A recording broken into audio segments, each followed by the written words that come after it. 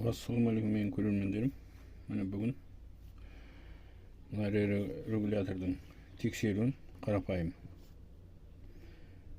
Мынау батарейка 7,5 вольттық.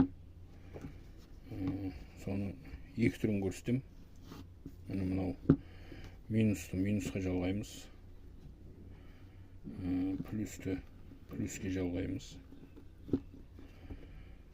Мынау шайға жаңағы лампочканың бір бетін жалғаймыз.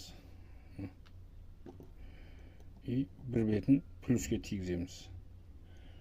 Жанып тұр. Бұл рабочий деген сөз. Ал екінші положениясы бар. Мынау D-ға жалғаймыз минусты. Через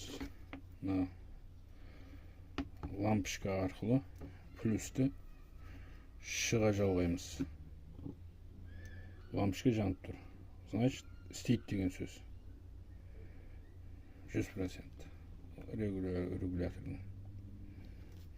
Ал тағы бір положениясы бар. Мынау минусты Ш-ға жалғап,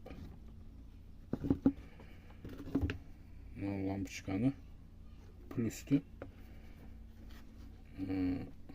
лампочка арқылы D-ға жалғаймыз. Бұл жанбайды. Бұл істейді деген сөз регулятордың.